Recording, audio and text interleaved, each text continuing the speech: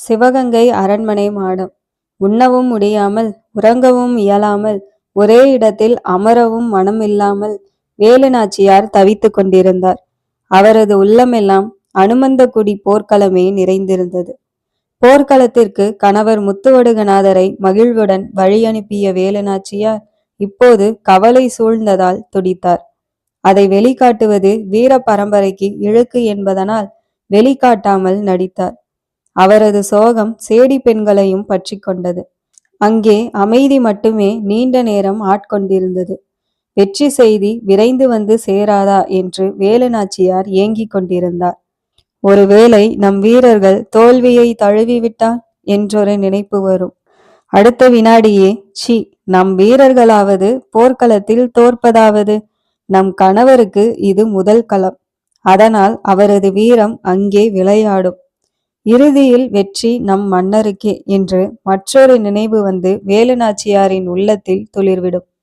இந்த மன போராட்டமே சேடி பெண்களையும் அமைதி காக்க வைத்தது. எதை பற்றி பேசவும் வேலு நாச்சியார் இப்போது விரும்பவில்லை. போர்க்கள செய்திக்கு மட்டுமே அவரது செவிகள் காத்து கிடந்தன. இதே வேளையில் அனுமந்தகுடி போர்க்களம். ஒரு பக்கத்தில் ராமநாதபுரம் தளபதி வெள்ளையன் தலைமையில் புகுந்த படை எதிரிகளை பந்தாடி கொண்டிருந்தது. மற்றொரு பக்கத்தில் முத்துவடுகநாதர் தலைமையில் வந்த சிவகங்கை படை தஞ்சை படைகளை சிதறடித்து கொண்டிருந்தது. ராமநாதபுரத்து படை 2 எதிரிகளை கொன்றால் சிவகங்கை படை அதே நேரத்தில் 4 பேரின் ஆவி குடித்து ஆர்ப்பரித்தது.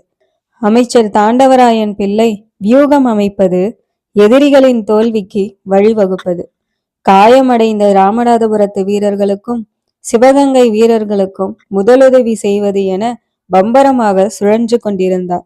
இதற்கிடையில் மன்னர் முத்துவடுகநாதர் மீதும் அவர் கவனம் பதிய தவறவில்லை. மன்னரின் வாள் சுழன்றாடுவதை கண்டு மனதிற்குள்ளேயே தாண்டவராயன் பிள்ளை மகிழ்ந்து கொண்டார்.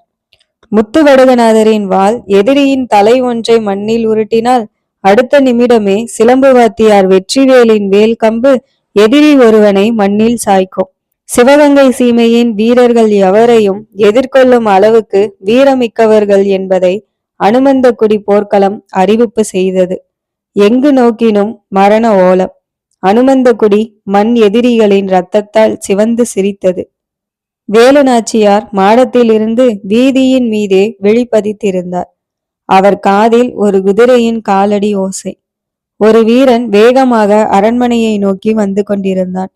அரண்மனைக்குள் குதிரை நுழைந்ததும் அவன் தரையில் குதித்தான். வெற்றி வெற்றி என்று பலம் கொண்டு மட்டும் ஓங்கி ஒலித்தான். அந்த வெற்றி செய்தியை கேட்டு வேலு நாச்சியாரின் வெளியோரத்தில் வெற்றி களிப்பு. சிவகங்கை நகர் முழுவதும் இந்த செய்தி பரவியது. அனைவர் கால்களும் அரண்மனையை நோக்கி அணிவகுத்தன.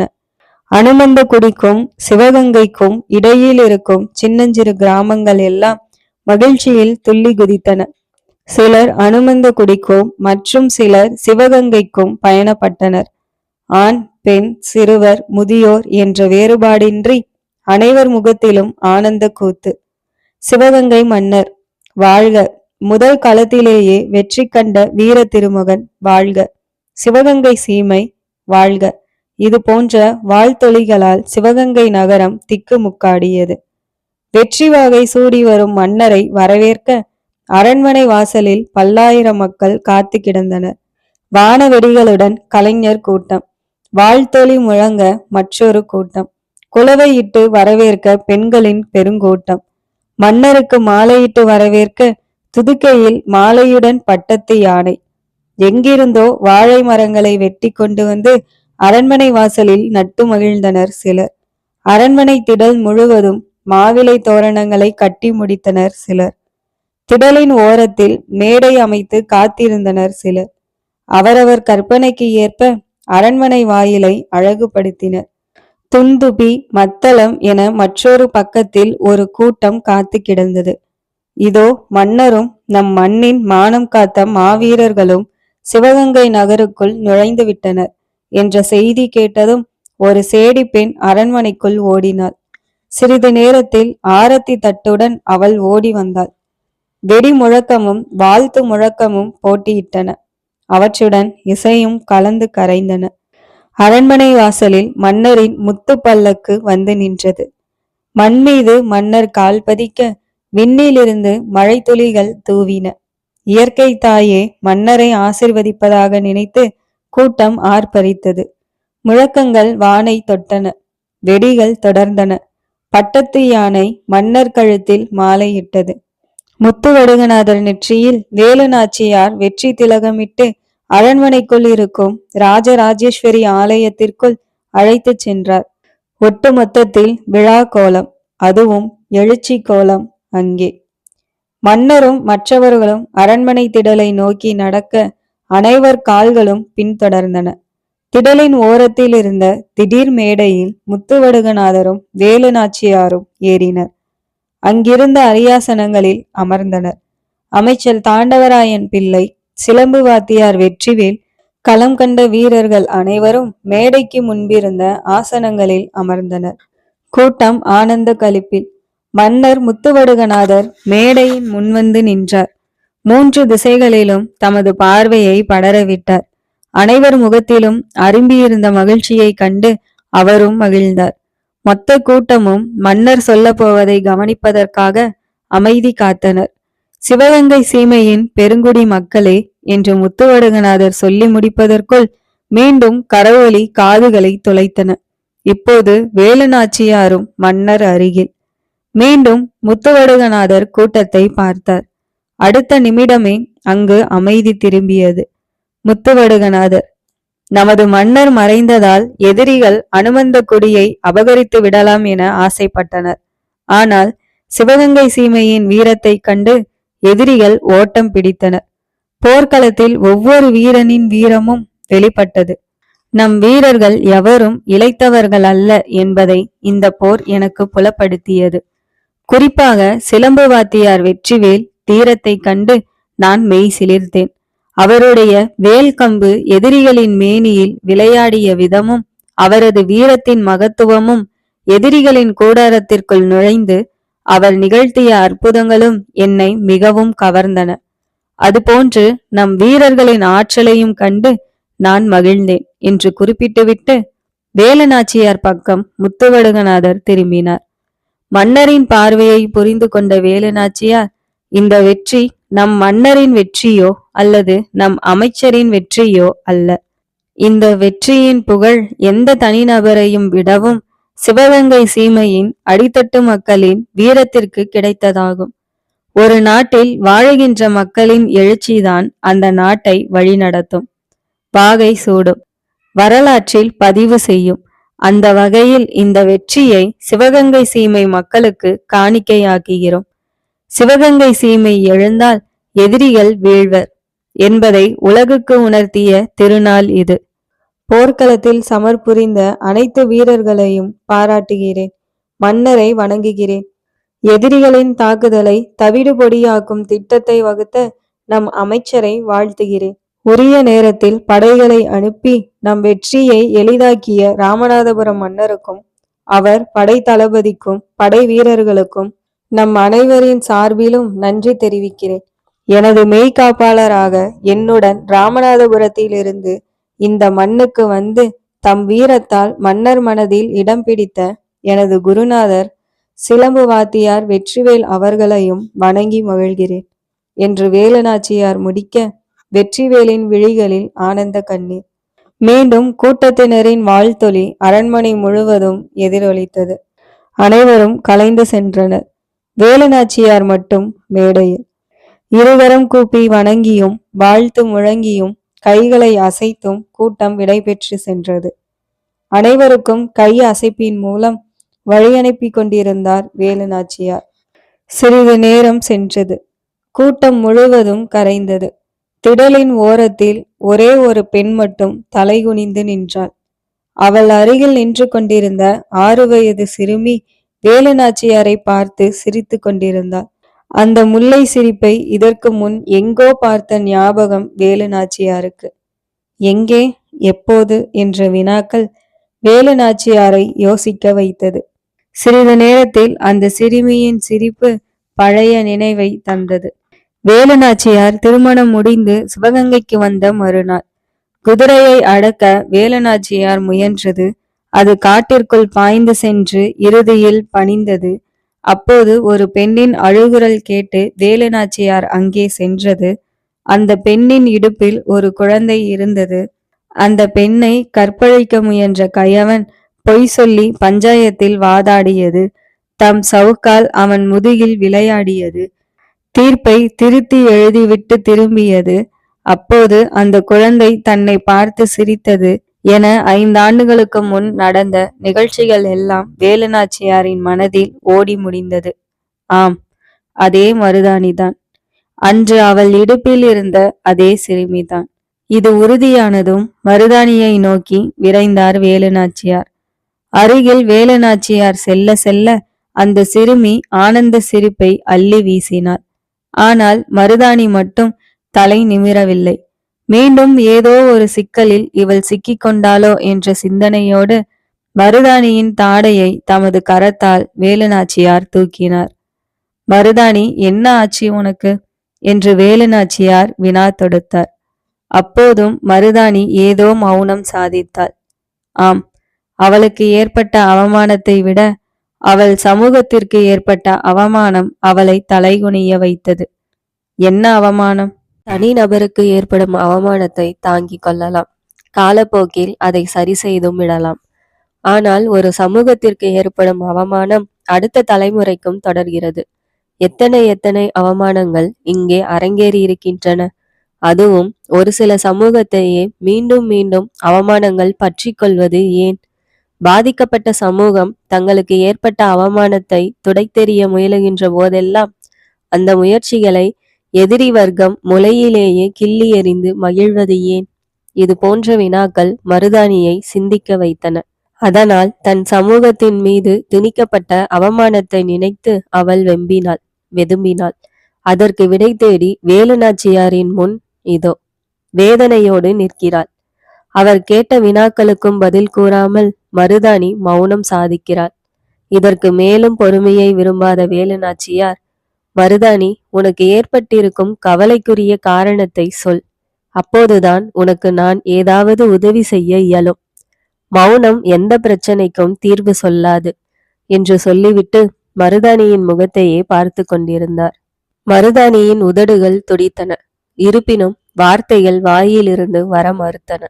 மருதாணி, உன்னை எவரும் அவமானப்படுத்தினார்களா? இல்லை, ஏதாவது சிக்கலில் நீ சிக்கிக் கொண்டாயா என்றார் வேலுநாச்சியார்.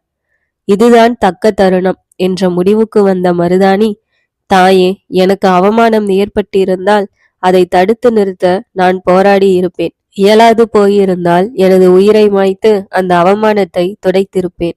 இல்லையெனில் அந்த அவமானத்தை தாங்கிக் கொண்டு வாழ்வதற்கு என் மனதையாவது மாற்றியிருப்பேன். என் ஒருத்திக்கு ஏற்பட்ட அவமானத்தை விட என் இனத்திற்கு ஏற்பட்ட அவமானம்தான் இன்று. இதற்கு மேல் பேச முடியாமல் தடுமாறினாள் மருதாணி. என்ன, உன் இனத்திற்கு அவமானமா?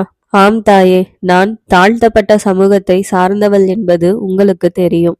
எங்கள் சமூகத்திற்கு இழைக்கப்படும் கொடுமைகள் ஏராளம். நாங்கள் வாழ்வது ஊர்களின் ஒதுக்குப்புறத்தில், சந்து பொந்துகளில், சாக்கடை ஓரங்களில். அதை பற்றியெல்லாம் நாங்கள் கவலைப்பட்டதில்லை. கோவில்களை கட்டுவதற்கு பயன்படும் நாங்கள் கோவிலுக்குள் செல்வதற்கு அனுமதி இல்லை. பல்லக்கை செய்வதிலும் அதை தூக்கி செல்வதிலும் பயன்படும் நாங்கள் மறந்தும் பல்லக்கில் இருப்பவரை தொட்டுவிடக்கூடாது. இவைகள் போதாதென்று எங்களுக்கு இருந்த உரிமையையும் பறித்து கொள்வது என்ன நியாயம் தாயே? எந்த உரிமை உங்களிடமிருந்து பறிக்கப்பட்டிருக்கிறது? சிவகங்கை நகரில் இருக்கும் சசிவர்ண ஈஸ்வரர் ஆலயத்தில் நடக்கும் கொடுமை உங்களுக்கு தெரியாதா தாயே? தெரியாது மருதாணி. என்ன நடக்கிறது அங்கே? இந்த கோவிலில் தாழ்த்தப்பட்டவர்களுக்கு கொடுக்கப்பட்டு வந்த உரிமை தடுக்கப்பட்டிருக்கிறது தாயே. இப்போதோ எப்போதோ எங்கள் உரிமை பறிக்கப்பட்டிருக்கிறது என்பது மட்டும் உண்மை தாயே. என்ன உரிமை? கோவில் திருப்பணிகளுக்கு குடும்பர்களைத்தான் பயன்படுத்தி வந்தனர். அது என்ன காரணத்தினாலோ நிறுத்தப்பட்டு விட்டது. இதை ஏன் மன்னர் கவனத்திற்கு கொண்டு செல்லவில்லை? தாயே, எங்கள் சமூகம் உழைக்க தெரிந்த அளவுக்கு உரிமையை பறித்து கொள்ள முயற்சித்ததில்லை. கிடைத்த உரிமைகளை பாதுகாத்து கொள்ள முயன்றதும் இல்லை. அனுமந்தகுடி போரில் கூட எங்களவர் போரிட்டு மடிந்தனர். எதிரிகளை புறமுதுகிட்டு ஓடவும் செய்தனர். ஆனால் இங்கு நடந்த வெற்றி திருவிழாவில் கலந்து கொள்ள விரும்பாமல் தங்கள் வீடுகளுக்கு சென்று விட்டனர். அவர்களுக்கு உழைக்க தெரியும், அதற்குரிய பலனை அறுவடை செய்ய தெரியாது. அப்படிப்பட்டவர்கள் அரண்மனைக்கு வந்து முறையிடுவார்களா? அதனால் தங்களுக்குள்ளேயே முணுமுணுத்து கொண்டனர். அந்த முணுமுணுப்பு என் காதுக்கு எட்டியது. எனக்கு உங்கள் உள்ளம் புரிந்ததால், எங்கள் மீது நீங்கள் கொண்டிருக்கும் பாசம் தெரிந்ததால் அச்சமின்றி உங்களிடம் முறையிட்டு விட்டேன். குடும்பரினம் இழந்த உரிமையை நீங்கள் அவர்களுக்கு மீட்டு தர வேண்டும் என்று சொல்லிவிட்டு மருதாணி தலைகுனிந்து நின்றாள். மருதாணி, இதுதான் உன் முகவாடலுக்கு முழு காரணமா? தாழ்த்தப்பட்ட சமூக பெரியவர்களை அழைத்து கொண்டு நீ அரண்மனைக்கு நாளை வா. நீ விரும்பியது நடக்க நான் வழி செய்கிறேன் என்று கூறிவிட்டு மருதாணியையே வேலுநாச்சியார் பார்த்து கொண்டிருந்தார். அவள் வேலுநாச்சியார் முகத்தில் தன் விழிகளை பதித்திருந்தாள். மருதாணியின் மகளோ வேலுநாச்சியாரையும் மருதாணியையும் மாறி மாறி பார்த்து கொண்டும் இடையிடையே கைத்தட்டி சிரித்து கொண்டும் இருந்தாள். அந்த சிரிப்பில் 1000 அர்த்தங்களை வேலுநாச்சியார் படித்தார். வேலுநாச்சியாரிடம் விடை பெற்று கொண்டு மருதாணி சென்றாள். அவள் அரண்மனை வாசலுக்கு செல்லும் வரை வேலுநாச்சியார் அவளையே பார்த்து கொண்டிருந்தார். அப்போதும் மருதாணியின் மகள் சிரிப்பை சிந்திக்கொண்டே சென்றாள். மறுநாள் சிவகங்கை அரண்மனை வாசலில் மருதாணியையும் தாழ்த்தப்பட்ட சமூக பெரியவர்களையும் அரண்மனை வாயிற்காப்போன் வழி மறைத்து விசாரித்து கொண்டிருந்தான்.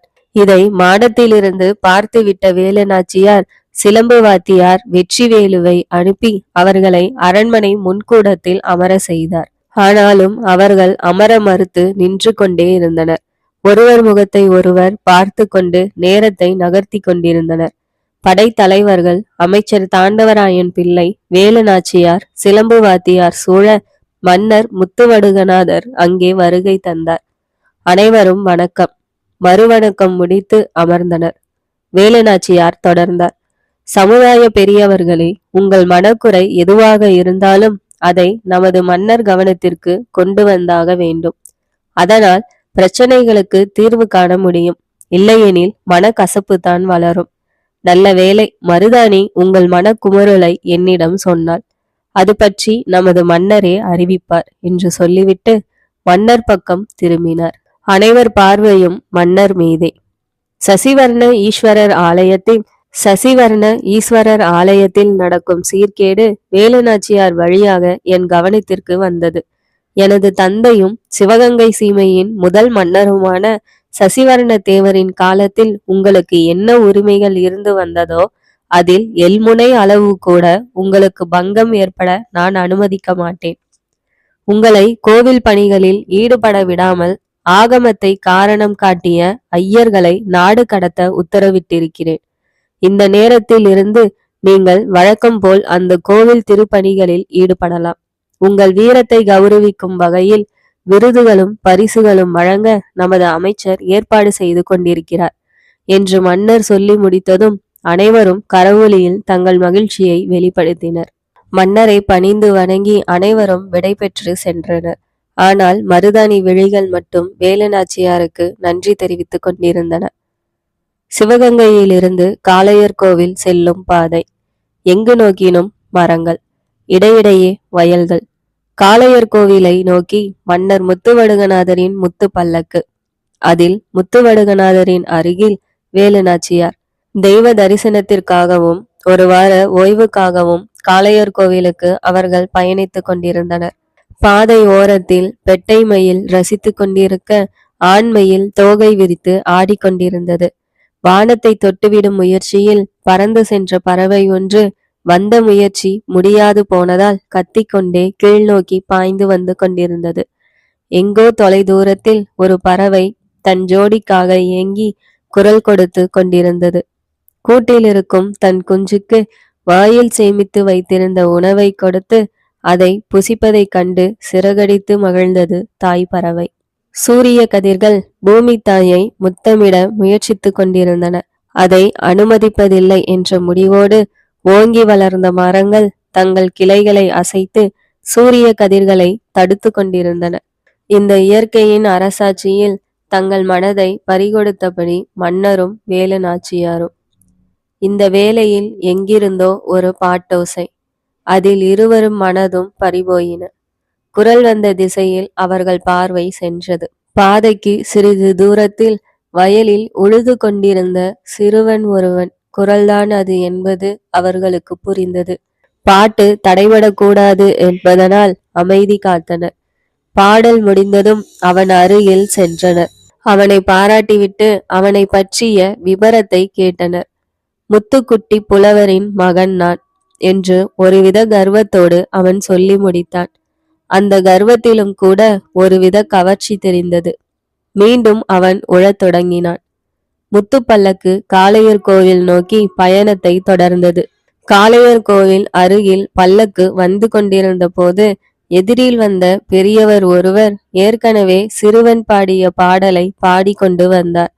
அந்த பெரியவருக்கு அருகில் பல்லக்கு நின்றது. பல்லக்கையும் அதில் பயணிப்பவர்களையும் கண்டு பெரியவர் வணங்கி நின்றார். பெரியவரே, தங்கள் பெயர் என்னவென்று நாங்கள் அறிந்து கொள்ளலாமா என்றார் முத்துவடுகநாதர். முத்துக்குட்டி புலவர். இந்த பதிலை கேட்டதும் முத்துவடுகநாதரும் வேலுநாச்சியாரும் ஒருவரை ஒருவர் பார்த்து கொண்டனர். அந்த பார்வையின் அர்த்தம் புரியாத புலவர் என்ன விஷயம் என்பது போல் பணிவுடன் அவர்களை பார்த்தார். புலவரே, வருகிற வழியில் உங்கள் புதல்வனை சந்தித்தோம். அவன் பாடிய பாடலை நீங்களும் பாடிக்கொண்டு வந்தீர்கள். அதனால் நீங்கள் முத்துக்குட்டி புலவராகத்தான் இருக்க வேண்டும் என்று நாங்கள் எண்ணினோம் என்றார் மன்னர். அரசே, எனது பாடலை அந்த பகுதி மக்கள் பலரும் பாடுவர். அதனால் அந்த பலரும் எனது புதல்வர்களாகி விட முடியுமா? நீங்கள் சந்தித்த சிறுவன் என் பாடல்களுக்கு பக்தனாக இருக்கலாம். எனக்கு புத்திரபாக்கியமே இல்லை என்று கூறிவிட்டு தொடர்ந்து நடந்தார். முத்துப்பல்லக்கு காளையர் கோவிலை நோக்கி மீண்டும் பயணத்தை தொடர்ந்தது. அந்த சிறுவன் சொன்னது மெய்யா, இல்லை இந்த புலவர் சொன்னது பொய்யா? இந்த வினா மன்னரையும் வேலுநாச்சியாரையும் பற்றி கொண்டது. இந்த குழப்பத்திலிருந்து அவர்கள் மீண்டு வருவதற்குள் காளையர் கோவிலை பல்லக்கு அடைந்தது. காலை மாலையில் ஆலய வழிபாடு, இடைப்பட்ட நேரத்தில் மக்களின் குறை கேட்டல், மீதி நேரத்தில் ஓய்வு என ஒரு வாரம் ஓடி போனது. பல்லக்கு சிவகங்கை நோக்கி மீண்டும் பயணப்பட்டது. தூரத்தில் மனித கூட்டம். அருகில் வர வர அது ஒரு சவ ஊர்வலம் என்பது புரிந்தது. பல்லக்கு பாதையின் ஓரத்தில் நிறுத்தப்பட்டது. அந்த ஊர்வலத்தில் முத்துக்குட்டி புலவர் முன்வரிசையில். அவர் கையில் ஈமச்சடங்குக்குரிய தீச்சட்டி. உழும்போது பாடிக்கொண்டிருந்த சிறுவன் இப்போது பாடையில் பிணமாக. சவ ஊர்வலத்தில் தந்தையின் ஸ்தானத்தில் முத்துக்குட்டி புலவர். தனக்கு ஒரு மகன் இருந்தும் தமக்கு வாரிசே இல்லை என்று எதற்காக முத்துக்குட்டி புலவர் கூறினார் என்பது புது குழப்பமாக மன்னர் வேலுநாச்சியார் உள்ளங்களில் புகுந்து கொண்டது. 5 ஆண்டுகளுக்கு முன் அனுமந்தகுடியில் பெற்ற தோல்வி புண் இன்னும் தஞ்சை மன்னனின் உள்ளத்தில் ஆறவில்லை. அதை நினைக்கின்ற போதெல்லாம் அவன் கண்கள் சிவந்தன. தன் எண்ணம் ஈடேறும் வழிமுறைகளை எல்லாம் எண்ணி பார்த்தான். ராமநாதபுரம் சீமைக்கும் சிவகங்கை சீமைக்கும் இரத்த சம்பந்தம் இருப்பதனால் களம் இறங்கும் போதும் அவர்கள் கைகோர்த்து கொள்கின்றனர். மரணத்தை கூட அவர்கள் மகிழ்வுடன் ஏற்றுக்கொள்கின்றனர். பிரித்தாலும் சூழ்ச்சிகள் கூட அவர்கள் விஷயத்தில் பிரிந்து விடுகிறது. இந்த யதார்த்தம் தஞ்சை மன்னனை சிந்திக்க வைத்தது. மறவர் படையை நேர்கொள்ள தஞ்சை படைகளால் இயலாது. அதனால் அடுத்த முயற்சிகளில் தஞ்சை மன்னன் இறங்கினான். மராட்டிய படையின் துணையை அவன் நாடினான். தஞ்சை மன்னனின் விருப்பத்தை நிறைவேற்ற மராட்டியத்திலிருந்து பெரும் படை ஒன்று தஞ்சை வந்தது. அதை கண்டதும் அனுமந்தகுடியை கைப்பற்றி விட்டது போன்று தஞ்சை மன்னன் துள்ளி குதித்தான். 1755 ஆண்டு மே மாதத்தில் ஒரு நாள் மராட்டிய படையின் துணையுடன் தஞ்சை படை அனுமந்தகுடியின் ஒரு பகுதியை கைப்பற்றியது. இந்த செய்தியை கேட்டு சிவகங்கையிலிருந்தும் ராமநாதபுரத்திலிருந்தும் போர்படை ஒன்று அனுமந்தகுடிக்கு புறப்பட்டு சென்றது. தாண்டவராயன் பிள்ளை, வெள்ளையன் சேர்வை, சிலம்பு வாத்தியார் வெற்றிவேல் தலைமையில் வந்த படை அனுமந்தகுடியை முற்றுகையிட்டது. வெற்றியை தரிசிக்க வேண்டிய வழிமுறைகளை திட்டமிட்டது. 3 தலைமையிலும் 3 பிரிவுகளாக படைகள் பிரிக்கப்பட்டன. இந்த நேரத்தில் சிவகங்கை சீமை ராமநாதபுரம் வீரர்கள் முகத்தில் ஆச்சரியம். எதிரியின் பகுதிகளில் வெள்ளை கொடிகள். ஓங்கி உயர்ந்த மரங்கள் அனைத்தும் வெள்ளை கொடியை பிடித்து நின்றன. ஆம், எதிரிகள் வெள்ளை கொடியை பறக்கவிட்டு போர் நிறுத்தத்திற்காக சமிக்கை செய்தனர். போரில்லாமலே வெற்றியா? வீரப்படைகள் வியந்து நின்றன. சிறிது நேரத்தில் கைப்பற்றிய பகுதியிலிருந்து தஞ்சை படை வெளியேறியது. கடந்து செல்லும் போது கூட ஆபத்து வரக்கூடாது என்ற எண்ணத்தில் ஆயுதம் ஏந்திய தஞ்சை வீரர்களின் கரங்கள் வெள்ளை கொடியை தாங்கி சென்றன. கடைசி வீரன் அனுமந்தகுடியை கடந்து செல்லும் வரை சீமை படைகள் வேடிக்கை பார்த்தன.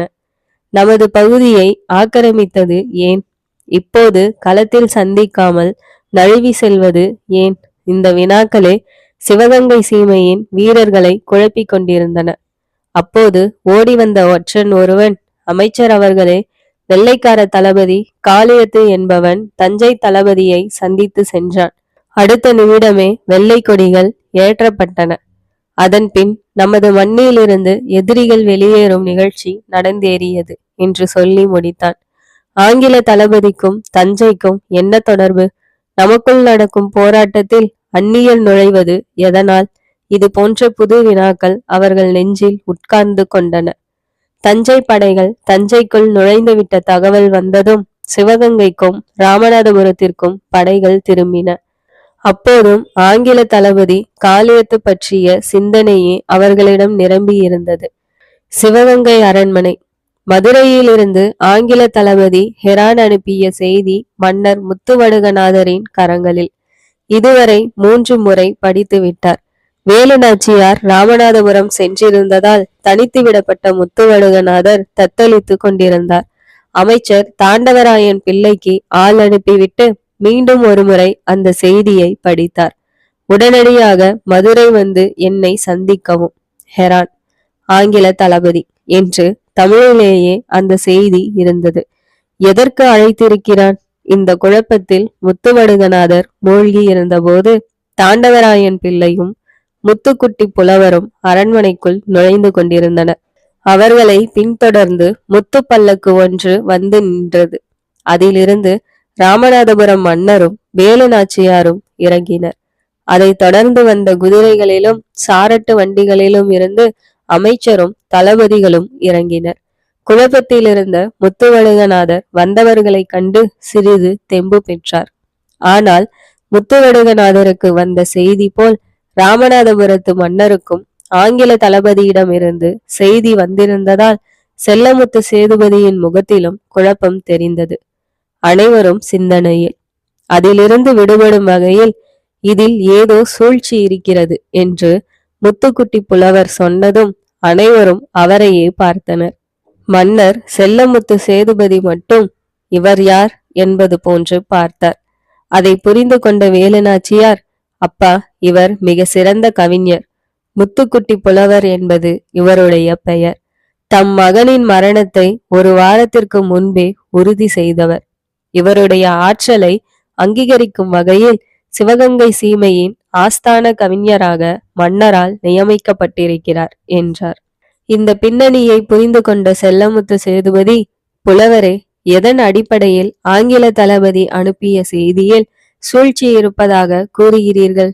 மன்னர் பெருமகனாரே, சாந்தா சாகிப்பினால் அரசுரிமை இழந்த மதுரை இளவரசர் விஜயகுமாரனுக்கும் அவரது தந்தை பங்காரு திருமலைக்கும் அடைக்கலம் கொடுத்தது சிவகங்கை சீமை.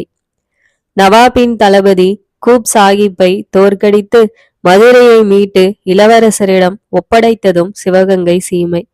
சாந்தா சாகிப்பின் தளபதி முடேமியா இளவரசரை கொலை செய்ய முயன்றபோது அவர் தப்பி வந்து அடைக்கலம் புகுந்ததும் சிவகங்கை சீமையில்தான். பிரெஞ்சுக்காரர்களின் ஆதரவாளர் சாந்தா சாகிப்புக்கும் ஆங்கிலேயரின் ஆதரவாளர் வாலஜா முகமது அலிக்கும் நடந்த ஆற்காட்டு நவாப் உரிமை போரில் ஆங்கிலேயரின் எதிரியான சாந்தா சாகிப்பை ஆதரித்து நின்றதும் சிவகங்கை சீமைதான். இந்த போரில் ஆங்கிலேயர் வென்றனர். அதனால் அவர்களின் எதிரிகளுக்கு துணை போன எங்கள் சீமையையும் எங்களுக்கு எப்போதும் துணை நிற்கும் உங்கள் சீமையையும் ஏதோ ஒரு சிக்கலில் சிக்க வைக்கும் சூழ்ச்சி நடக்குமோ என்று நான் எண்ணுகிறேன் என்றார். அனைவரும் முத்துக்குட்டி புலவர் சொன்னதை மௌனத்தோடு அசை போட்டனர். ஆனால் வேலுநாச்சியார் மட்டும் முத்துக்குட்டி புலவரின் வாதத்தை கண்டு வியப்புற்றார். கவிஞர் என்பவர் கவிதை புனையலாம், எதிர்கால நிகழ்ச்சிகளை கூட தம் கவிதைகளில் பதிவு செய்யலாம், கற்பனை தேரில் உலா வரலாம், அரசியலை கூட கவிஞர்களால் உரசி பார்க்க இயலுமா? முடியும் என்பதை முத்துக்குட்டி புலவர் நிரூபித்து காட்டியது வேலுநாச்சியாரை நீண்ட நேரம் வியப்பில் தள்ளியது. அமைச்சர் தாண்டவராயன் பிள்ளை: புலவர் சொல்வதிலும் ஒருவித நியாயம் இருக்கத்தான் செய்கிறது. இருப்பினும் ஆங்கில தளபதியை நாம் நேரில் சந்திப்பதையும் அவன் சொல்வதை பொறுத்து நாம் ஒரு முடிவுக்கு வர வேண்டும் என்பதையும் விரைந்து செய்ய வேண்டும் என்று விரும்புகிறேன் என்றார். 2 விதமான கருத்துக்கள் அங்கு வைக்கப்பட்டதால் அவரவர் சிந்தனைக்கேற்ற ஆலோசனைகள் கூறினர். இருப்பினும் அமைச்சர் தாண்டவராயன் பிள்ளையின் ஆலோசனைக்கு அதிக வரவேற்பு இருந்தது. இறுதியில் ராமநாதபுரத்து மன்னரும் சிவகங்கை மன்னரும் மதுரை சென்று ஹெரானை சந்திப்பது என முடிவாயிற்று.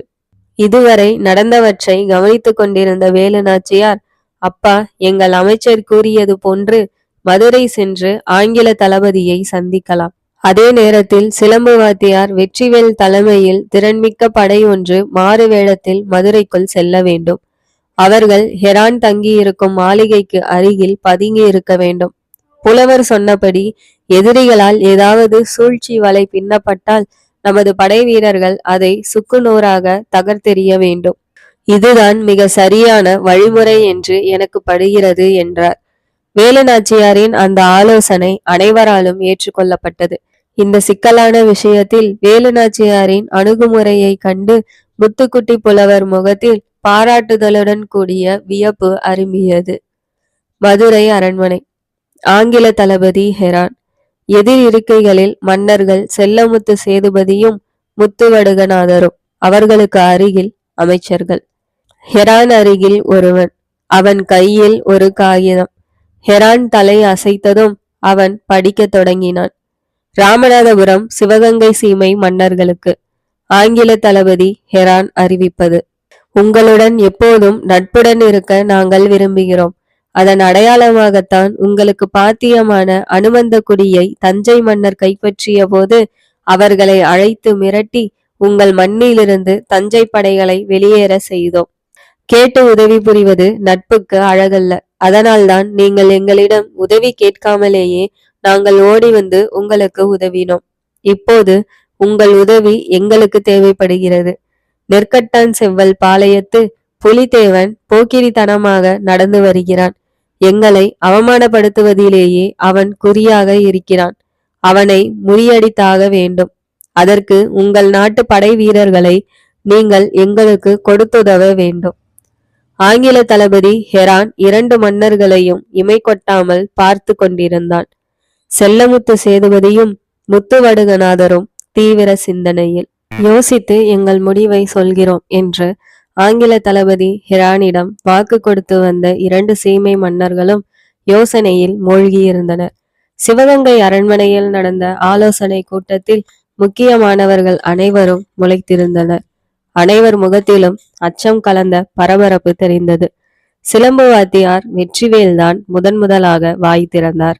2 சீமை மன்னர்களுக்கும் எனது பணிவான வணக்கங்கள். ஆங்கில தளபதி ஹெரான் நெற்கட்டான் செவ்வல் பாளையத்திற்கு வரி கேட்டு சென்றிருக்கிறார். அந்த பாளையத்தின் மன்னர் புலித்தேவர் வரி கொடுக்க முடியாது என்று உறுதியாக மறுத்திருக்கிறார். அதனால் பெரும் படை கொண்டு புலித்தேவரை அடக்க ஹெரான் முயன்றிருக்கிறான். இறுதியில் தமிழர் படைகளை வெற்றி வாகை சூடியிருக்கின்றன. அதனால்தான் ஹெரான் நம் துணையை நாடியிருக்கிறான். இதில் நாம் ஒதுங்கியிருப்பதே சரியெனப்படுகிறது எனக்கு என்று பணிவுடன் கூறினார். வேலுநாச்சியார் அங்கு நடப்பதை உன்னிப்பாக கவனித்துக் கொண்டிருந்தார். அடுத்து எவரும் பேசாமல் சிறிது நேரம் அந்த சபை அமைதியாக இருந்தது. அதன்பின் முத்துக்குட்டி புலவர், வெள்ளையர்கள் தங்கள் வீரத்தை துணை கொண்டு வெற்றி காண விரும்பவில்லை. சூழ்ச்சியினால் நமக்குள் பகையை மூட்டி நம்மை அடக்கி ஆள ஆசைப்படுகின்றனர். புலித்தேவர் ஒரு தமிழர். அதனால் ஒரு தமிழரை ஒழிக்க தமிழராகிய நாம் அடுத்த நாட்டுக்காரனுக்கு உதவக்கூடாது. அப்படி உதவுவது நம் இனத்திற்கே நாம் செய்கின்ற துரோகமாகும் என்றார். ராமநாதபுரம் தரப்பிலிருந்து என்ன ஆலோசனை வரப்போகிறது என்று அனைவரும் மன்னர் செல்லமுத்து சேதுபதியை கவனித்தனர். அதை புரிந்து கொண்ட ராமநாதபுரத்து அமைச்சர், இது ஒரு சிக்கலான பிரச்சனை. உணர்ச்சியின் துணை கொண்டு இதை அணுகக்கூடாது. தஞ்சை மன்னன் நம் இனம்தான். அவன் மராட்டிய படைகளின் துணை கொண்டு அடிக்கடி நம்மை சீண்டி பார்க்கிறான். புதுக்கோட்டை மன்னனும் நம் இனம்தான். அவன் ஆங்கிலேயரின் அடிவருடியாக மாறி நீண்ட காலம் ஆகிவிட்டது. இப்போது இனம் பற்றி பேசுவது அவ்வளவு பலனளிக்காது என்றார். ராமநாதபுரத்து அமைச்சரின் வாதம் முத்துக்குட்டி புலவரை சினம் கொள்ள செய்தது. அதை அடக்கிக் கொண்டு, தஞ்சை புதுக்கோட்டை மன்னர்களுக்காக நாம் துரோகத்திற்கு துணை போக கூடாது என்றார். அதுவரை பொறுமையாக இருந்த சிவகங்கை சீமையின் அமைச்சர் தாண்டவராயன் பிள்ளை, புலவர் கவிஞர் என்பதால் அடிக்கடி உணர்ச்சி வசப்படுகிறார். இது இலக்கியம் பற்றியது அல்ல, அரசியல். அதுவும் 2 சீமைகளின் எதிர்காலம் பற்றியது. புலித்தேவரை காப்பாற்றுவதை விட நாம் நம் சீமைகளை காத்தாக வேண்டும்.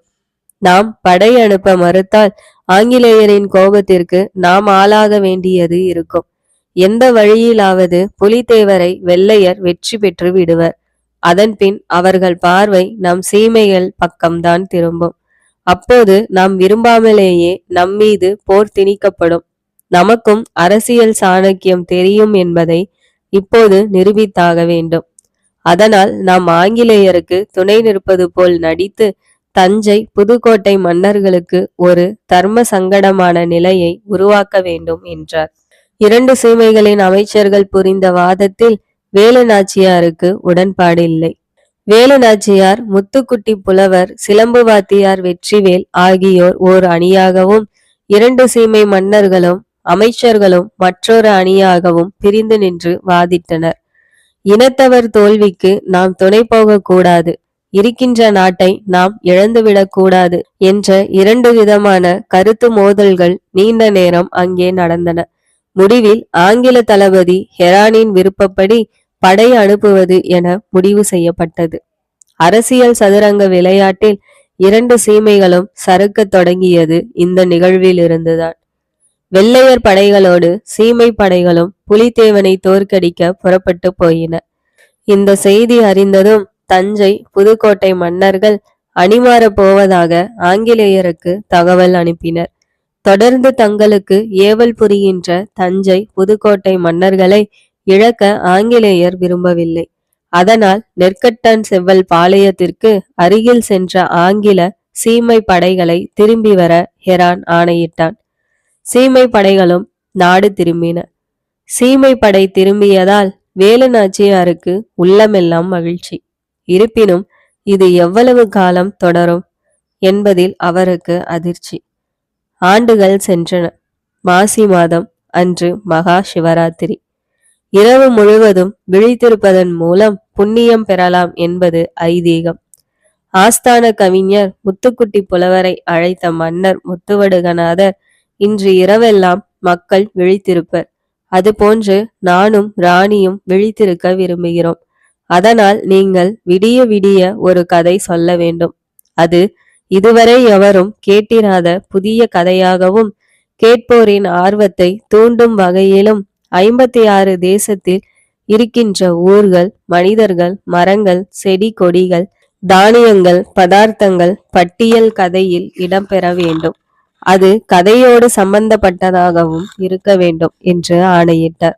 முத்துக்குட்டி புலவர் தமது திறமைக்கு ஏற்பட்ட சவாலாக இதனை ஏற்றுக்கொண்டார். அரண்மனையில் உள்ள ராஜராஜேஸ்வரி ஆலயத்தின் முன் சிவகங்கை சீமை மக்கள் குழுமினர். அமைச்சர், படை தளபதிகள் தங்களுக்குரிய இடங்களில் அமர்ந்தனர். மன்னர் முத்துவடுகநாதரும் வேலுநாச்சியாரும் தனி ஆசனங்களில். அரண்மனை அட்டவணை பிள்ளைமார்கள் முத்துக்குட்டி புலவர் சொல்லும் கதையை எழுதி கொள்ள காத்திருந்தனர். முத்துக்குட்டி புலவர் வசன சம்பிரதாய கதையை சொல்ல தொடங்கினார். அவர் சொல்ல சொல்ல கூட்டம் வாய்ப்பிழந்தது. வேலுநாச்சியாரின் விழிகள் முத்துக்குட்டி புலவர் மீதும், செவிகள் அவர் சொல்லும் கதை மீதும் பதிந்திருந்தன. விடிய விடிய கதை தொடர்ந்தது. விடிந்தது. கூட்டம் கலைந்தது. மன்னரும் வேலுநாச்சியாரும் குளித்து முடித்துவிட்டு ராஜராஜேஸ்வரியை வணங்கினர். காலை உணவு முடிந்தது. அவரவர் ஓய்வறைக்குள் சென்றனர். மன்னர் முத்துவடுகநாதர் கண்மூடினார். அதே நேரத்தில் கதவு தட்டப்பட்டது. மன்னர் கதவை திறந்தார். அங்கே அமைச்சர் தாண்டவராயன் பிள்ளை. என்ன என்பது போல் மன்னர் பார்த்தார். மதுரை கவர்னர் கான் சாஹிப் தங்களை சந்திக்க வந்திருக்கிறார். ஆலோசனை கூடத்தில் அவரை அமர வைத்திருக்கிறேன் என்றார் தாண்டவராயன் பிள்ளை. வருகிறேன் என்ற ஒற்றை சொல் மன்னரிடமிருந்து வந்ததும் அமைச்சர் சென்றார். ஆலோசனை கூடத்திற்கு வரும் வரை 1000 சிந்தனைகள் முத்துவடுகநாதரை முற்றுகையிட்டன. அங்கு வேலு நாச்சியாரும் வந்து சேர்ந்தார். புலித்தேவனை போரில் சந்திக்க எங்கள் படை நெற்கட்டான் செவ்வல் பாளையத்திற்கு விரைகிறது. அதன் தளபதியாக கவர்னராகிய நான் செல்கிறேன். ஹெரானுக்கு நீங்கள் கொடுத்த வாக்குப்படி உங்கள் படையை உடன் அனுப்பி வையுங்கள் என்று ஆணையிடுவது போன்று கான் சாஹிப் கூறிவிட்டு பதிலுக்கு காத்திராமல் பறந்து விட்டான். ஆங்கிலேயர் அரவணைப்பு, கவர்னர் பதவி, இந்த இரண்டும் கான் சாஹிப் என்ற மருதநாயகத்தை திமிரோடு பேச வைத்தது. என்ன செய்வது? சீமை படைகள் ஆங்கில படைகளுடன் அணிவகுத்தன. நெற்கட்டான் செவ்வல் பாளையத்தை முற்றுகையிட்டன. புலித்தேவன் என்ற தமிழனை கான் சாஹிப் என்ற தமிழனை கொண்டும் தமிழர் படைகளான சீமை படைகளின் துணை கொண்டும் ஆங்கிலேயர் வெற்றி கண்டனர். புலித்தேவன் தோற்றார் என்ற செய்தி ஆங்கிலேயரை ஆனந்தம் கொள்ள செய்தது. ஆனால் இந்த செய்தி வேலு நாச்சியாரை துயர் கொள்ள செய்தது. 1762 ஆண்டில் ஒரு நாள் சிவகங்கை அரண்மனையின் ஆலோசனை கூடம். கவர்னர் லாட்டி காட் என்பவன் கால் மேல் கால் போட்டு கம்பீரமாக அமர்ந்திருந்தான். அவனுடைய முகத்தில் ஆணவம் அளவுக்கு அதிகமாகவே அப்பியிருந்தது. அவனுக்கு அருகில் அவனுடன் வந்த மொழிபெயர்ப்பாளன் கை கட்டி பணிவுடன் நின்று கொண்டிருந்தான். இருவர் பார்வையும் எதிரே இருந்த வாசலின் மீதே. சிறிது நேரத்தில் சிவகங்கை மன்னர் முத்துவடுகநாதர், அவரை தொடர்ந்து சிலம்பு வாத்தியார் வெற்றிவேலும் ஆலோசனை கூடத்தினுள் வந்தனர். இவர்களை பின்தொடர்ந்து வந்த வேலு நாச்சியார் ஆலோசனை கூடத்தை நெருங்கியதும் அருகில் உள்ள அறையின் ஜன்னல் அருகே அமர்ந்து கொண்டார். வந்த மன்னர் வணக்கம் கூறி மறுவணக்கம் பெற்று தமக்குரிய சிம்மாசனத்தில் அமர்ந்தார். மன்னருக்கு பின்னால் சிலம்பு வாத்தியார் வெற்றிவேல். இவன் எதற்காக இப்போது வந்திருக்கிறான் என்ற கேள்வி முத்துவடுகநாதரின் முகத்தில். எப்படி ஆரம்பிப்பது என்ற குழப்பத்தில் கவர்னர் லாட்டி காட். சிலம்பு வாத்தியார் வெற்றிவேல் விழிகள் மொழிபெயர்ப்பாளன் மீது. அந்த விழிகளின் வெப்பத்தை தாங்க இயலாமல் அவன் தரை பார்த்து நின்றான். இத்தனை காட்சிகளையும் மறைந்திருந்த வேலு நாச்சியாரின் விழிகள் கவனித்துக் கொண்டிருந்தன. தயக்கத்திலிருந்து விடுபட்ட கவர்னர் லாட்டி காட், மிஸ்டர் முத்துவடுகநாதர், நீங்கள் எங்களுக்கு செலுத்த வேண்டிய வரியை வெகு காலமாக கட்டவில்லை. கட்டாததற்கான முகாந்தரத்தையும் சொல்லவில்லை. அதுவும் இல்லாது வரி கேட்டு வந்த எமது தூதுவரையும் அவமானப்படுத்தி அனுப்பியுள்ளீர். இதற்கென்ன விளக்கம் தரப்போகிறீர் என்று ஆங்கிலத்தில் மிடுக்குடன் கேட்டுவிட்டு முத்துவடுகநாதரின் முகத்தையே பார்த்து கொண்டிருந்தான் கவர்னர் லாட்டி காட். ஆங்கிலம் அறியாத முத்துவடுகநாதர் இவன் என்ன சொல்கிறான் என்பது புரியாமல் விழித்தார். இந்த நேரத்தில் அமைச்சர் தாண்டவராயன் பிள்ளை ஊரில் இல்லையே என்று தவித்தார். மன்னருக்கோ ஆங்கிலம் தெரியாது. கவர்னர் லாட்டி காட்டுக்கு தமிழ் புரியாது. ஆங்கிலம் தெரிந்த அமைச்சர் தாண்டவராயன் பிள்ளையோ ஊரில் இல்லை. மொழியாக்கம் செய்வதற்காகவே கவர்னருடன் வந்திருக்கும் துவாஷும் வந்த வேலையை செய்யாமல் வேடிக்கை பார்த்து கொண்டிருக்கிறான். என்ன செய்வது? இதுவே மன்னர் முத்துவடுகநாதர் மனதில். மன்னரின் குழப்பத்தை கண்டு, ஆங்கிலம் தெரியாத அவரின் இயலாமையை கண்டு கவர்னரின் கண்களில் எக்கால சிரிப்பு. என்ன கேட்கிறான் என்பதை சொல்லி தொலை என்பது போல் துவாஷை பார்த்தார் முத்துவடுகநாதர். இவற்றையெல்லாம் கவனித்துக் கொண்டிருந்த வேலு நாச்சியாரால் இதற்கு மேலும் அமைதி காக்க இயலவில்லை. ஆலோசனை கூடத்திற்குள் அவர் புயலென புகுந்தார். வேலு நாச்சியார் இங்கு ஏன் வந்தார் என்பது போல் மன்னர் முத்துவடுகநாதரின் பார்வை. இவள் யார் என்பது போல் கவர்னர் லாட்டி காட்.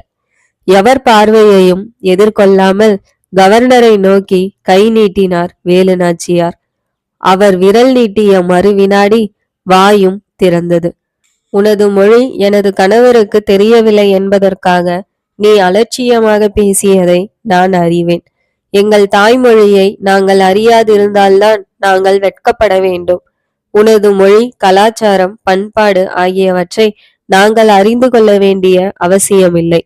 ஆனால் எங்கிருந்தோ வந்து எங்களை நத்தி பிழைக்கும் நீதான் எங்கள் மொழியை அறிந்திருக்க வேண்டும் என்பதை உனது கவனத்திற்கு கொண்டு வருகிறேன் என்று ஆங்கிலத்தில் பிளந்து கட்டினார் வேலுநாச்சியார். அவரது சரளமான ஆங்கில நடையையும் உச்சரிப்பு தெளிவையும் கண்டு கவர்னர் லாட்டி காட்டின் விழிகள் ஆச்சரியத்தில் இமைக்க மறந்தன.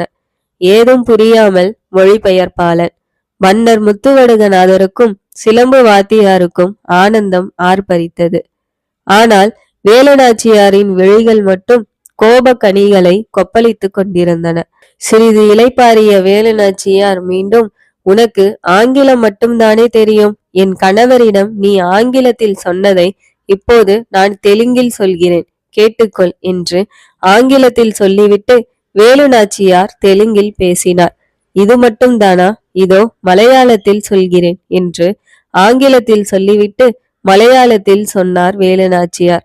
இதற்குள் கவர்னர் லாட்டி காட் எவர் சொல்லாமலும் எழுந்து நின்றான். துவாஷின் மேனி நடுங்கிக் கொண்டிருந்தது. மன்னரும் சிலம்பு வாத்தியாரும் ஒருவரை ஒருவர் பார்த்து கொண்டனர். அந்த பார்வைகளில் கர்வம் கண் சிமிட்டியது. அடுத்து கன்னடம், அதற்கடுத்து உருது, மொத்தம் 5 மொழிகளில் பந்தாடினார் வேலுநாச்சியார். கண்டு கொண்டிருந்த கவர்னர் லாட்டி காட்டின் கண்கள் விரிந்து விரிந்து பிதுங்கி நின்றன. ஒரு பெண்மணிக்குள் இத்தனை திறமையா? தென்கோடியில் வாழுகின்ற ஒரு பெண் இத்தனை மொழிகளை அறிந்திருக்கிறாளா? இந்த வினாக்களின் அணிவகுப்பு கவர்னர் லாட்டி காட்டை திக்குமுக்காட செய்தது. அவன் விழிகள் மட்டுமே வேலுநாச்சியார் மீது. கவனம் முழுவதும் எப்போதோ காணாமல் போயிருந்தன. வேலுநாச்சியாருக்கு இத்தனை மொழிகள் தெரியுமா என்று மன்னர் முத்துவடுகநாதரே சற்று மூச்சையானார். வேலுநாச்சியாரின் பன்மொழி புலமையை கண்டு கைத்தட்டி மகிழ்ச்சியை தெரிவிக்க விரும்பிய சிலம்பு வாத்தியார் வெற்றிவேல் சூழ்நிலை கருதி சும்மா இருந்தார். கம்பீரமாக அமர்ந்திருந்த கவர்னர் இப்போது கை கட்டி நின்றான். வரி கேட்டு வார்த்தையை ஆடிய கவர்னர் இப்போது வார்த்தை வெளிவராமல் வாய்மூடி நின்றான். மன்னருக்கு ஆங்கிலம் தெரியாததை கண்டு மனதிற்குள் கைகொட்டி சிரித்த கவர்னர் வேலுநாச்சியாரின் பன்மொழி ஆற்றலை கண்டு தலைகுனிந்து நின்றான். எங்களை நத்தி பிழைக்க வந்த நீங்கள் தான் எங்கள் தாய்மொழியை தெரிந்து கொள்ள வேண்டுமே தவிர நாங்கள் உன் மொழியை, கலாச்சாரத்தை, பண்பாட்டை தெரிந்து கொள்ளாமைக்கு வெட்கப்பட வேண்டியதில்லை என்ற பொருள்பட வேலுநாச்சியார் கூறியது சவுக்கு கொண்டு விளாசியது போல் கவர்னருக்கு இருந்தது. வேலுநாச்சியாரை பார்ப்பது, அதன் பின் கவர்னர் லாட்டி காட்டை பார்ப்பது, அதன் பின் தன்னையே பார்த்து கொண்டிருக்கும் வெற்றிவேல் விழிகளை கண்டு தலைகுனிவது என துவாஷி தவித்து கொண்டிருந்தான். இறுதியாக, இது எங்கள் மண், எங்கள் நாடு, எங்கள் மக்கள். இங்கிருக்கும் ஒவ்வொரு துரும்பும் எங்கள் உழைப்பை சொல்லும். எங்கள் மக்களின் உழைப்பாலும் உதிரத்தாலும் உருவானது எங்கள் நாடு. இங்கே ஓடுகின்ற நதிகளும், நிற்கின்ற மரங்களும், வீசுகின்ற காற்றும், அடிக்கின்ற வெயிலும், பெய்கின்ற மழையும் எங்கள் மண்ணின் பெருமையை சொல்லும். வீரம் எங்களுக்கு விளையாட்டு, விவேகம் எங்கள் தாலாட்டு, அன்புக்கு எங்கள் தலைகுனியும், ஆணவம் கொண்டோர் தலை எங்கள் மண்ணில் உருளும். எங்கிருந்தோ வந்து எங்கள் பூமியில் பிழைக்க வந்த உங்களுக்கு எங்களிடம் வரி கேட்க உரிமையும் இல்லை, அதில் ஒழுக்கமும் இல்லை. அதனால் எங்கள் மன்னர் சார்பிலும் எங்கள் மக்கள் சார்பிலும் சொல்கிறேன், வரி என்று எங்களிடம் கேட்டு வந்தது இதுவே இறுதியாக இருக்கட்டும். இனிமேலும் இது தொடர்ந்தால் வரி கேட்டு வருபவனுக்கு வாயே இருக்காது. இது எச்சரிக்கை மட்டுமல்ல, எங்கள் இறுதி அறிவிப்பும் இதுதான் என்று வேலுநாச்சியார் ஆங்கிலத்தில் முழங்கினார். இதற்கு மேலும் அங்கே நின்று கொண்டிருப்பது ஆபத்தில் முடியும் என்பதை அறிந்து கொண்ட கவர்னர் லாட்டி காட் தலைகுனிந்தபடி வெளியேறினான். அவனை பின்தொடர்ந்து சென்ற துவாஷி திரும்பி திரும்பி பார்த்து கொண்டே சென்றான். அது அடிபட்ட நாயொன்று திரும்பி பார்த்து ஓடுவது போல் இருந்தது. கவர்னர் லாட்டி காட் அரண்மனை வாசலை கடந்தான். பிரமிப்பிலிருந்து விடுபட மன்னர் முத்துவடுகநாதருக்கு வெகு நேரம் ஆயிற்று. சிலம்பு வாத்தியார் வெற்றிவேல் கண்களில் நீர் கோர்த்து நின்றது. அது வேலுநாச்சியாரின் ஆற்றலை கண்டு திரண்ட முத்துக்கள். சிறிது நேரம் எவரும் பேசாமல் மௌனம் காத்தனர். இப்போதும் வேலுநாச்சியாரின் ஆவேசம் அடங்கிய பாடில்லை. ஒரு வழியாக சிலம்பு வாத்தியார் வெற்றிவேல் விடை பெற்று சென்றார். ஆலோசனை கூடத்தின் அனைத்து கதவுகளையும் மன்னர் முத்துவடுகநாதரே இழுத்து மூடினார். வேலுநாச்சியாரின் அருகில் வந்தார். கோபம் குறையாத அந்த குணவதியை மெல்ல கட்டி பிடித்தார். ஒரு வாரம் ஓடி முடிந்தது. தனது சொந்த ஊரான முல்லையூருக்கு சென்று திரும்பிய அமைச்சர் தாண்டவராயன் பிள்ளைக்கு கவர்னர் லாட்ரிகாட் வந்து போன செய்தி கிடைத்தது. அவன் ஆணவத்தை அடக்க வேலுநாச்சியார் பல மொழிகளில் விளையாடிய விவரமும் தெரிய வந்தது. வேலுநாச்சியாரின் தன்மானத்தை நினைத்து மகிழ்வதா, இல்லை அவமானப்பட்டு சென்ற கவர்னர் லாட்ரிகாட் அடுத்து என்ன செய்வான் என்பதை நினைத்து வருந்துவதா என்று அமைச்சர் தாண்டவராயன் பிள்ளையின் மனம் அலைமோதியது. வீரத்தை வீரத்தால் சந்திக்கலாம், விவேகத்தை விவேகத்தால் வெற்றி காணலாம். ஆனால் ஆதிக்க வெள்ளையர் குள்ளநரி குணம் கொண்டவர்கள். அதனால் அமைச்சர் தாண்டவராயன் பிள்ளை உறக்கமின்றி தவித்தார். வரியும் செலுத்தக்கூடாது, அதே நேரத்தில் ஆங்கிலேயர் எதிர்ப்பையும் நேர்கொள்ளக்கூடாது. அதற்கு என்ன செய்யலாம்? இதுவே அமைச்சர் உள்ளத்தில் ஓடிக்கொண்டிருந்தன. ஒரு வாரம் கடந்தும் அமைச்சர் தாண்டவராயன் பிள்ளையின் மன உளைச்சலுக்கு மருந்து அகப்படவில்லை. இறுதியில் ஒரு முடிவுக்கு வந்தார். அந்த முடிவே சிவகங்கை சீமைக்கு உகந்தது என்று அவரது உள்ளம் சொல்லியது. ஒரு நாள் அதிகாலை ஒரு பல்லக்கு மதுரையை நோக்கி பயணப்பட்டது. அந்த பல்லக்கில் சிவகங்கை சீமையின் அமைச்சர் தாண்டவராயன் பிள்ளை. தங்க தொட்டில், வைர தலப்பாகை, புத்தாடை ஆகிய பரிசு பொருட்களும் அவருடன் சென்றன. சிவகங்கை சீமைக்கு அருகில் உள்ள பனையூரில் பிறந்தவன். நம் அறிவின் மீதும் அனுபவத்தின் மீதும் ஓரளவு மதிப்பு கொண்டவன். வெள்ளைக்காரர்களால் மதுரை கவர்னராக முடிசூட்டப்பட்டவன். அந்த கான்சாகிப் என்ற மருதநாயகத்தின் குழந்தைக்கு தான் பரிசு பொருட்களுடன் தாண்டவராயன் பிள்ளை மதுரையை நோக்கி பயணித்துக் கொண்டிருக்கிறார். சிவகங்கை சீமை சிக்கலில் சிக்கிக்கொள்ளாமல் இருக்க தாண்டவராயன் பிள்ளை மருதநாயகத்தை நாடி இதோ மதுரையை நோக்கி சென்று கொண்டிருக்கிறார். மருதநாயகத்தின் மாளிகை. தாண்டவராயன் பிள்ளை மருதநாயகத்தின் மனைவி மாசாவையே பார்த்து கொண்டிருந்தார். அவள் பார்வை தாண்டவராயன் பிள்ளை கொண்டு வந்திருந்த பரிசு பொருட்களின் மீதே பதிந்திருந்தது. சிறிது நேரம் அவற்றை தொட்டு பார்ப்பது, பின் அவற்றை தடவி பார்ப்பது, அதன் பின் தூர நின்று அதன் அழகை ரசிப்பது என மாசா மகிழ்ந்து கொண்டிருந்ததை தாண்டவராயன் பிள்ளை ரசித்து கொண்டிருந்தார். அப்போது சேடி பெண் ஒருத்தி மாசாவின் குழந்தையுடன் வந்தாள். அதை வாங்கி அணைத்து முத்தமிட்டாள். தாண்டவராயன் பிள்ளை கொண்டு வந்த புத்தாடையை போட்டு மகிழ்ந்தாள். அதன் தலையில் தங்க தலைப்பாகையை சூடி பார்த்தாள். அதை இன்னதென்று அறியாத அவள் குழந்தை தமது பொக்கைவாய் திறந்து சிரித்தது. அந்த அழகு சிரிப்பு தாண்டவராயன் பிள்ளையையும் தழுவி கொண்டது. அழகுக்கு அழகு சேர்ப்பது போல் தாண்டவராயன் பிள்ளை வாங்கி வந்த ஆடைகளும் அணிகலன்களும் குழந்தைக்கு கச்சிதமாக அமைந்திருந்தது. மாசா போர்த்துகீசிய பெண்ணாக இருந்தும் தமிழர்களின் கலை உணர்வில் தன்னை இழந்தவள். அதனால்தான் தமிழன் மருதநாயகத்தை காதலித்து கைப்பிடித்தாள். புத்தாடையையும் தங்க தலைப்பாகையையும் தரித்த பின் குழந்தையை மாசா தங்க தொட்டிலில் இட்டாள். மீண்டும் அவள் குழந்தையை தூக்க நினைத்த போது அது அழுதது. அவள் விலகி நின்றபோது சிரித்தது. தாம் வாங்கி வந்த பரிசு பொருட்கள் குழந்தையின் பிஞ்சு உள்ளத்திலும் ஒட்டி கொண்டதில் தாண்டவராயன் பிள்ளை பூரித்து போனார். தங்க தொட்டில் ஆட அதில் அமர்ந்தபடி குழந்தை சிரிக்க, அது கண்டு மாசா கைகொட்டி சிரிக்க, இவற்றையெல்லாம் தாண்டவராயன் பிள்ளையின் கண்கள் கவனித்தாலும் வந்த காரியமே அவர் நெஞ்சில் நிறைந்திருந்தது. அப்பொழுது என் குழந்தைக்கு பலரும் பல பரிசு பொருட்களை கொண்டு வந்து இந்த அரண்மனையில் குவித்தனர். ஆனால் நீங்கள் கொண்டு வந்திருக்கும் இவற்றிற்கு இணையாக எதுவும் இல்லை என்று சொல்லிக் கொண்டிருக்கும் போதே அரிய பொருளை தங்கள் குழந்தைக்கு அன்பளிப்பாக கொடுக்க வேண்டும் என்று எங்கள் மன்னர் விரும்பினார். அதனால்தான் இவ்வளவு கால தாமதம். தூத்துக்குடியில் இருக்கும் ஒரு பொற்கொல்லரிடம் செய்ய கொடுத்து நான் உடனிருந்து பார்த்து பார்த்து செய்தது.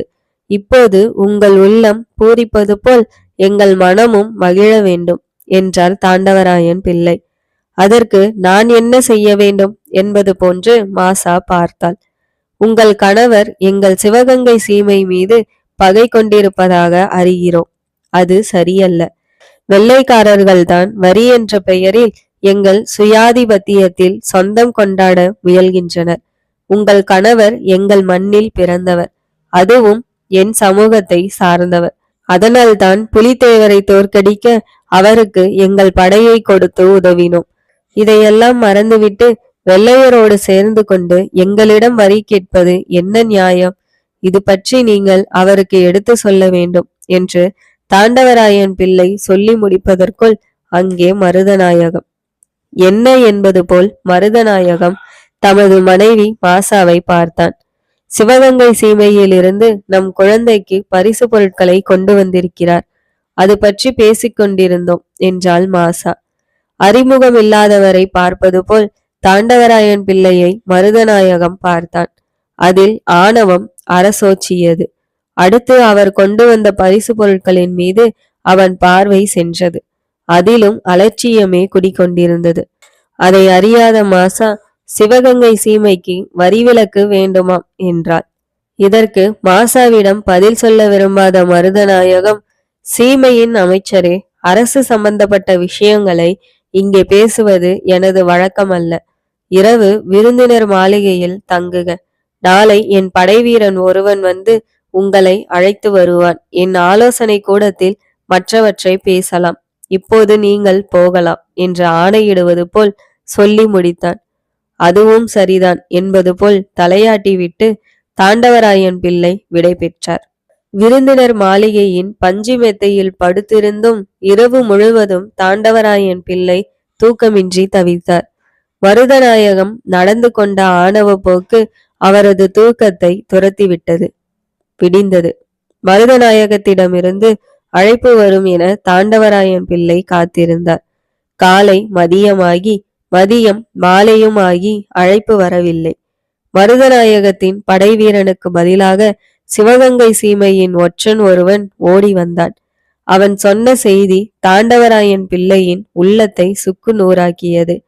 மறுநாள் ஆலோசனை கூடத்தில் சந்திக்கலாம் என்று சொன்ன மருதநாயகம் இரவோடு இரவாக சிவகங்கை சீமைக்கு சொந்தமான திருப்புவனம் கோட்டையை தகர்த்தெறிந்தான். இதை நம்ப முடியாமல் தாண்டவராயன் பிள்ளை தவித்தார். இனி எதற்கு நாம் மதுரையில் இருக்க வேண்டும்? இது நம்பிக்கை துரோகமா? அல்லது இதுதான் அரசியல் சாணக்கியமா? இல்லை போர் தந்திரமா? எதுவாக இருந்தாலும் இழப்பு சிவகங்கை சீமைக்குத்தானே. இந்த கவலைகளை சுமந்தபடி தாண்டவராயன் பிள்ளை, அவரை சுமந்தபடி பல்லக்கு சிவகங்கை நோக்கி.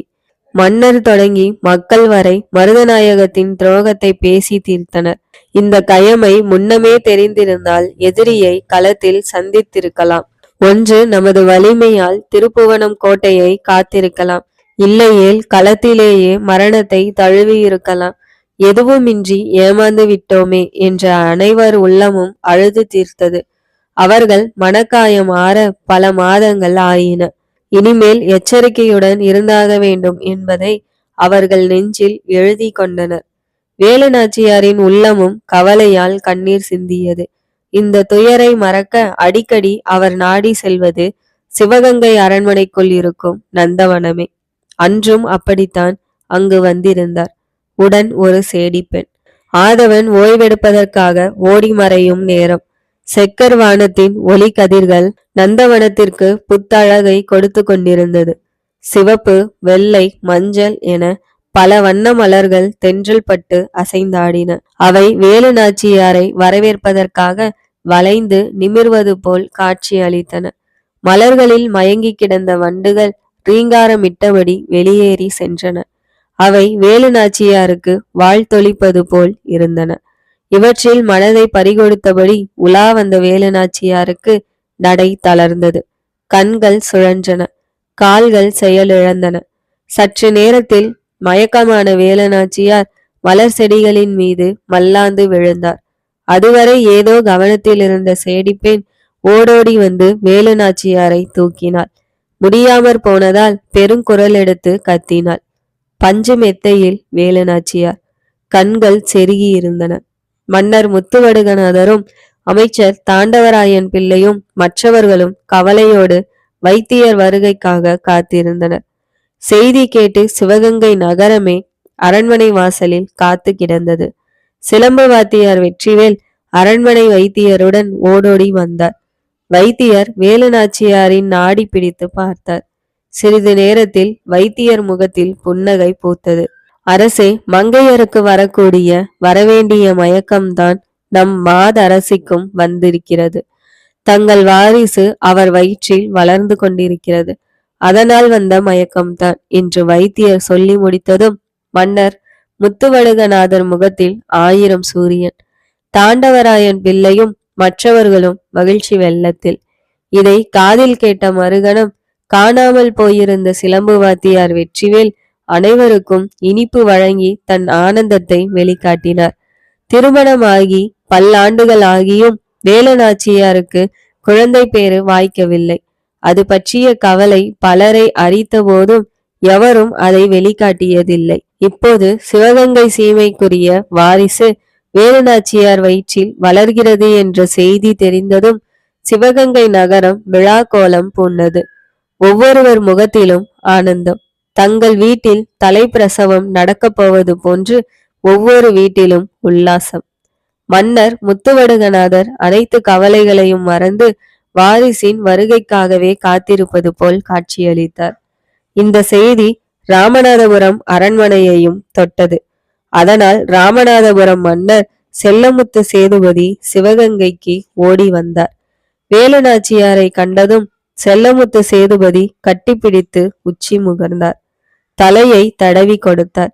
ஆம், தாயில்லா குழந்தையான வேலு நாச்சியாருக்கு அவர்தானே தாயும் தந்தையும். குழந்தை பெறும் வரை வேலு நாச்சியார் ராமநாதபுரத்தில் தான் இருக்க வேண்டும் என்று செல்லமுத்து சேதுபதி வலியுறுத்தினார். தாய் வீட்டுக்கு செல்வதை தடுக்கவா முடியும்? இப்போது சிலம்பு வாத்தியார் வெற்றிவேல் ராமநாதபுரம் செல்லும் குழுவில் இடம் பிடித்து கொண்டார். வேலு நாச்சியாரை குளிக்க வைக்க இருவர், ஆடை மாற்ற இருவர், நேரத்திற்கு உணவு கொடுக்க இருவர், வைத்தியர் சொன்ன மருந்துகளை குறித்த நேரத்தில் கொடுப்பதற்கு இருவர், இரவில் துணையாக படுப்பதற்கு இருவர் என சேடி பெண்கள் பட்டாளம் ஒன்றையே மன்னர் செல்லமுத்து சேதுபதி நியமித்து விட்டார். இருப்பினும் வேலு நாச்சியார் மீது அவரது நேரடி பார்வையும் குறைந்த பாடில்லை. தன் குழந்தைக்கு குழந்தை பிறந்தால் என்ன பெயர் வைக்கலாம்? ஆணாக பிறந்தால் என்ன பெயர்? பெண்ணாக பிறந்தால் என்ன பெயர் என்று ஒவ்வொரு நாளும் ஒரு பட்டியலை தயாரித்து கொண்டிருந்தார் செல்லமுத்து சேதுபதி. சிலம்பு வாத்தியார் ராமநாதபுரத்திற்கும் சிவகங்கைக்கும் செய்தி சொல்வதிலும் வேலு நாச்சியாருக்கு தேவையான மருந்துகளை வாங்கி கொடுப்பதிலும் கவனம் செலுத்தினார். ஒரு நாள் மாலை தமது ஓய்வறையில் மன்னர் செல்லமுத்து சேதுபதி தூங்கிக் கொண்டிருந்தார். இவ்வளவு நேரம் அவர் தூங்கி வழக்கமில்லை. அதனால் அறைக்குள் சென்றார் சிலம்பு வாத்தியார் வெற்றிவேல். அடுத்த நிமிடம் அப்பு என்ற அலறல் சத்தம் ராமநாதபுரம் அரண்மனை முழுவதும் எதிரொலித்தது. ஆம், சிவகங்கை சீமையின் வாரிசுக்காக காத்திருந்த ராமநாதபுரத்து மன்னர் செல்லமுத்து சேதுபதியின் உயிர் பறவை அவரது உடலை விட்டு வெளியேறி வெகு நேரமாயிருந்தது. ராமநாதபுரத்தில் இருந்த மனைவி வேலு நாச்சியாரை சந்தித்துவிட்டு அன்று மாலைதான் சிவகங்கை மன்னர் முத்துவடுகநாதர் காளையர் கோவில் அரண்மனைக்கு வந்திருந்தார். கோயில் திருப்பணி பற்றியும் மக்கள் முறையிட்ட கோரிக்கைகள் பற்றியும் கலந்துரையாடிவிட்டு இரவு உணவையும் முடித்துக்கொண்டு ஓய்வறைக்கு சென்றார் மன்னர். பஞ்சு மெத்தையில் உடம்பை கிடத்தினார். ஆனால் அவர் உள்ளம் மட்டும் ராமநாதபுரத்தில் இருக்கும் வேலு நாச்சியாரை சுற்றியும் அவரது வயிற்றில் வளர்ந்து கொண்டிருக்கும் சிசுவை பற்றியுமே சிந்தித்து கொண்டிருந்தது. அதனால் அவரது விழிகளை தூக்கம் தொடாமல் விலகி கொண்டிருந்தது. இந்த வேளையில் எங்கிருந்தோ ஒரு பாட்டோசை அவர் காதை தொட்டது. அந்த குரல் வந்த திசையில் மன்னர் பார்வையை செலுத்தினார். அப்போதும் குரல் கேட்டதை தவிர குரலுக்குரியவர் தென்படவில்லை. அந்த குரலும் அரண்மனைக்கு அருகில் இருந்துதான் வருகிறது என்பதை மன்னர் அறிந்தார். அதனால் சுற்றும் முற்றும் விழிகளை சுழல விட்டார். அப்போதும் குரலுக்குரியவரை மன்னரால் கண்டுபிடிக்க இயலவில்லை. குயிலின் குரல் என்று அந்த குரலை சொல்வது கூட பொருத்தமற்றது. ஏனெனில் குயில் கூட தன் குரலை இந்த குரலுக்கு சொந்தக்காரியிடம் இருந்துதான் இரவல் வாங்கியிருக்க வேண்டும். அவ்வளவு இனிமை.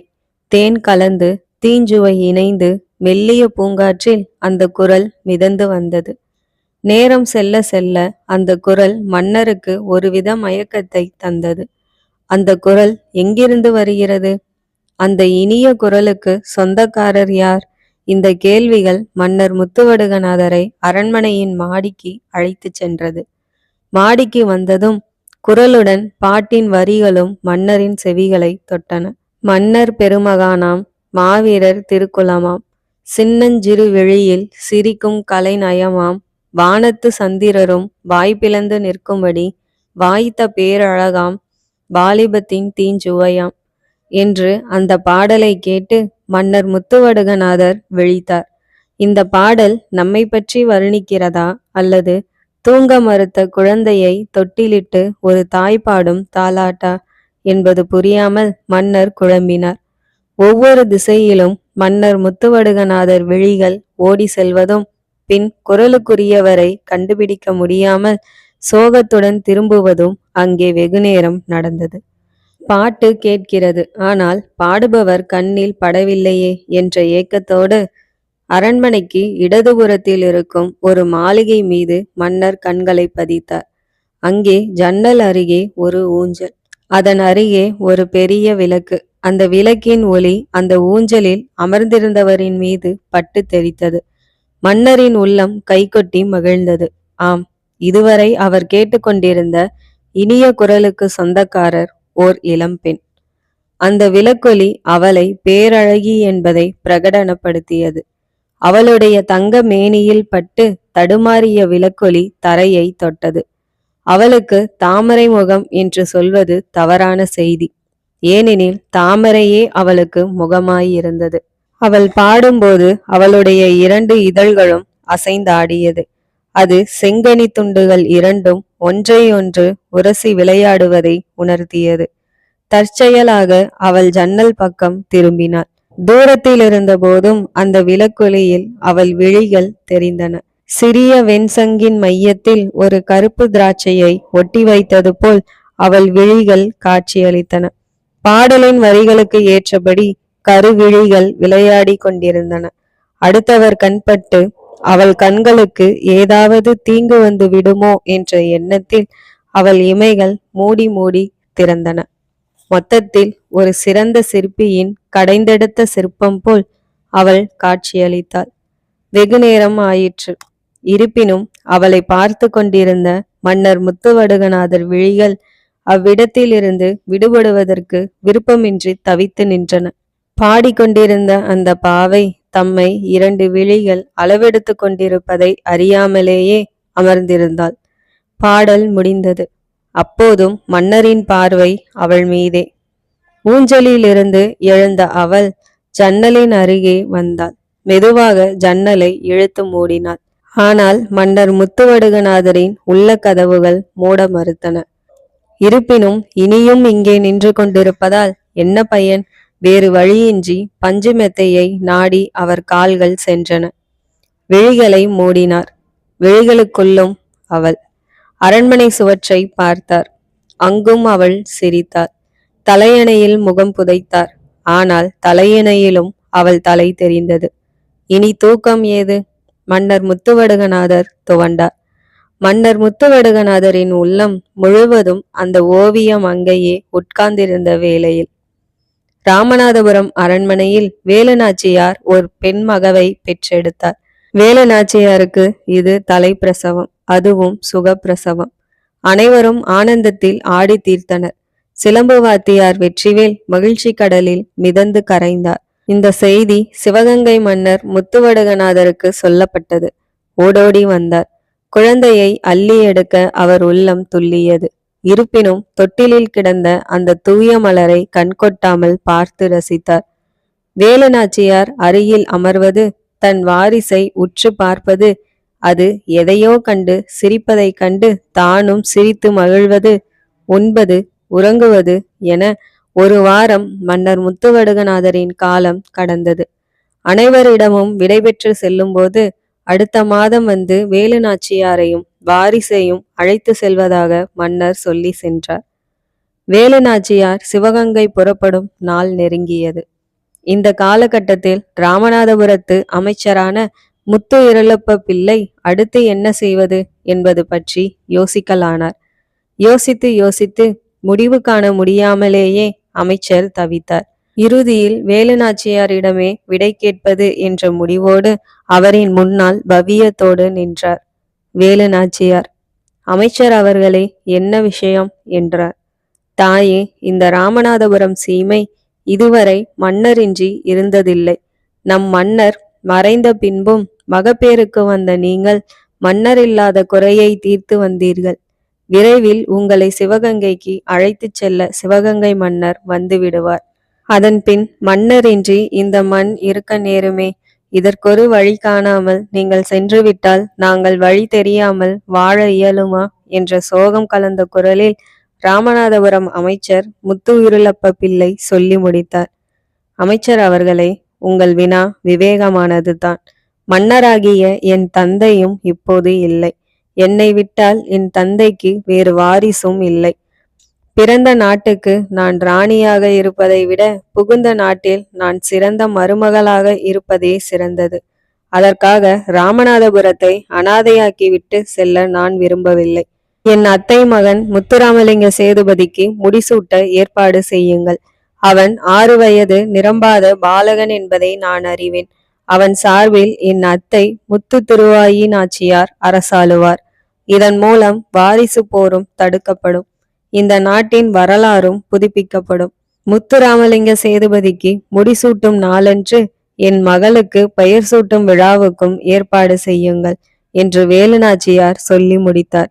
முத்துராமலிங்க சேதுபதிக்கு முடிசூட்டு விழா, வேலு நாச்சியார் மகளுக்கு பெயர் சூட்டு விழா.